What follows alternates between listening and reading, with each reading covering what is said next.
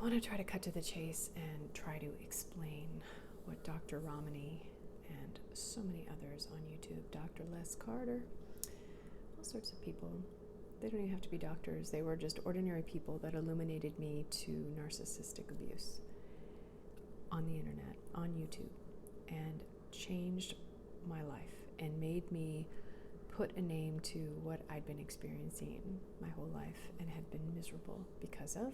But at the same time, you limp along and you do your best and things like that. But it never makes sense, The kinder you are, the more abuse you get, it's never going to make sense. Yeah, it's crazy. So it all culminated with my boyfriend's mother. We've been together 30 years and we've lived in the same house with her for the last 25, which is pretty intense and pretty unusual, but we are artists and that's just how we rolled, and we kind of lived separate lives, like we were roommates, and then we ended up helping his elderly parents when they got older. They're all 100% Italian, and Tony, my boyfriend, lived with his grandfather from the moment he was born. So it's like a family thing in Italian families to kind of live together with family. So probably you can utilize them and treat them like garbage and all that stuff. So anyway, it was like not a big deal. They knew we were artists. They knew it was helping us, and then it was going to be helping them. So it was like a mutual situation.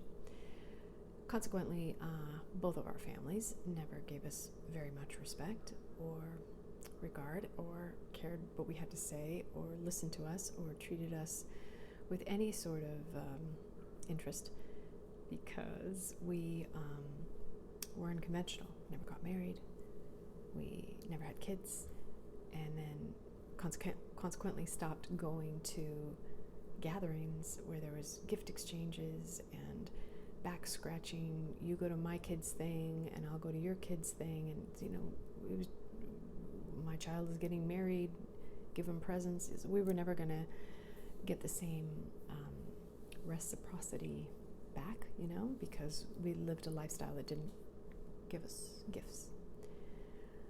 So that was that. Anyway, I thought it was Tony coming in. So anyway, what else? Yeah. Anyway, we always thought that it had to do with our unconventional lifestyle that led us to being not treated very well.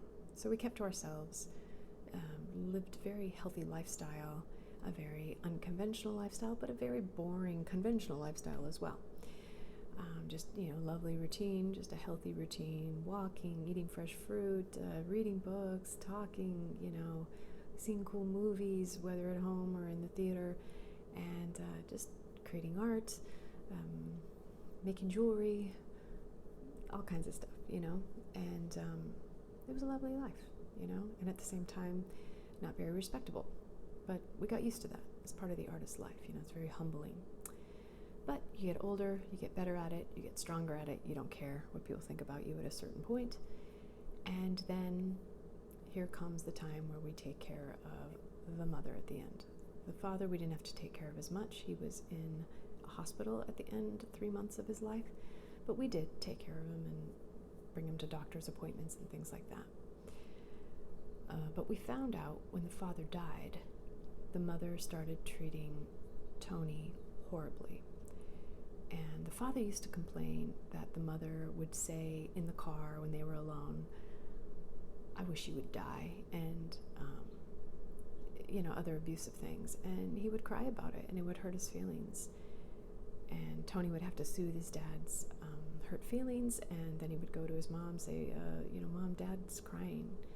He's really upset." And she'd go, "Oh, he's faking it." And she would always say, "He's moody, he's this, he's that."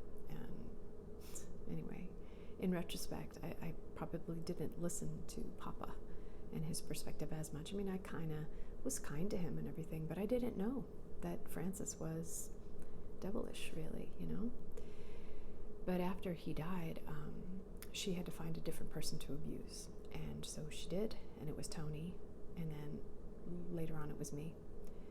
And then she would fawn all over the older son, who was a terrible human being and a psychopath or a narcissist himself, who was always trying to run smear campaigns about everyone in the family and all that kind of stuff. So it's been terrible, and Tony has treated the brother accordingly for probably ever since he was 10 years old, but then really stopped talking to him like 7 years ago, with little breaks here and there, only to resume back to not talking to him. So this did not bode well for the brother. Yeah.